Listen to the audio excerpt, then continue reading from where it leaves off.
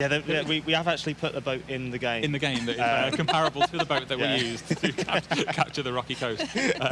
So all of this, we've mentioned it a few times, but all this stuff's created with photogrammetry as well. So it's super accurate to real life, which is why it looks so amazing.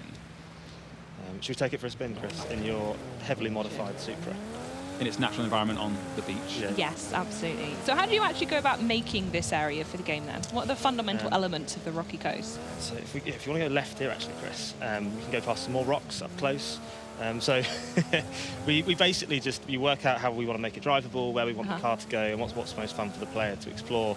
And then, like we said, we put a lot of photographers in a boat. They took loads of photos of rocks, and then you know, the team recreated that as realistically as possible. Yeah. And then that gave us our rocky coast. It wasn't as easy as that. There was so much simplified it a bit. There were some geniuses behind the scenes pulling it all together. Some of the cool features, which are a little bit further up from the coast over there, are like hotels, golf clubs. It's like a really pristine, beautiful holiday location. Yeah. And so now we're actually heading into the sand, like the sandy desert. There's big, massive sand dunes to go drive around on. It also actually connects, goes straight and dissolves into the ocean, which is really cool. Okay. Yeah, if you go, swing a right in here, and we can actually go into some of the sand dunes. That's stunning. So we're actually, it's actually an autumn season, which is our stormy season. We're at a nice, foggy, atmospheric morning. And I think the lighting's quite cool because it kind of helps show off just how soft that sand is. It does. It looks really, really fine. You can really go in there and, deform around in it and kick up loads of sand. Probably not the best thing to do in this car, though. We'll stick on the tarmac. Still have a go, though. As you call out the tarmac, this is an area of the world where there are just these really long, sweeping roads as well.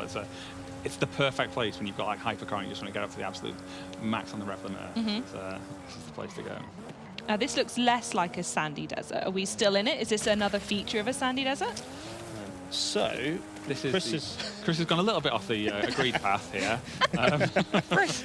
We'll come back to that area in a moment. We're actually going into a gypsum desert now. Oh, I see. It's this really fine mineral that's like diamond white. I think it's carcinogenic, isn't it? Yeah, probably best not to go there in real life. But in a video game, you're protected from any ill health effects. Or tourism to be done within Forza Horizon 5 then. Yeah, it looks great in different times of day as well. It just picks up all that different coloured light coming through the sunlight, so you get all those beautiful reds at sunset and blues in the morning. This just looks like the best place to go racing. Are there any races that are actually found up around here?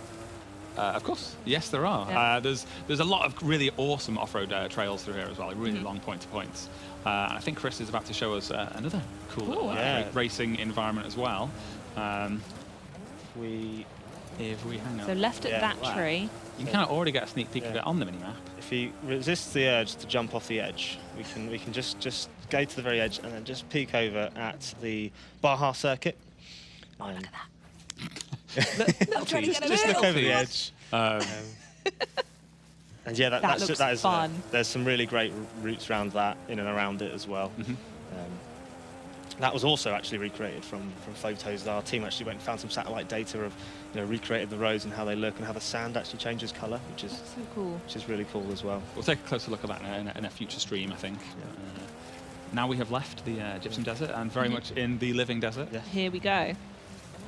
So what's this then? What is the living desert for those people who might not be familiar with that term? So this is based on the Baja California desert. It's kind of contrary to what most people think of a desert, in that there is sand, but there's an absolute ton of foliage. There's all these lovely, thick mesquite bushes everywhere. There's loads of these yellow and celia bushes. Rocks. Chris is lost. You okay, mate? Yeah. You're just taken aback by all the cacti. So there's lots of different cacti. We have all these weird alien-type plants called boojum. Those things there that Chris has smashed through. This was all planned, wasn't it, Chris? Flawlessly executed. Yeah. There's all these really cool little settlements as well. They've all got their own little story there as well, and really feel like they're part of the world. Really, really true to sort of Mexican towns and things that we found in the area. I'm remembering what you said in previous streams as well, and that volcano is just always looming, isn't it? Where Chris just took a little detour, actually, there's a really nice trail that goes up there that is even funner coming down the other side. Yeah, I bet. There's all these like a fantastic, great big rock. You know, there's all these big rock walls here to go, you know, jump off and skirt around. But there's all these big rock structures that they're really like dominating in the environment as well. That you just suddenly come around the corner and there's this massive thing of geology. Yeah, I think we're just about to go into another little bit of biome, which is this sort of lava, like an old lava desert that from years ago when the volcano did its thing.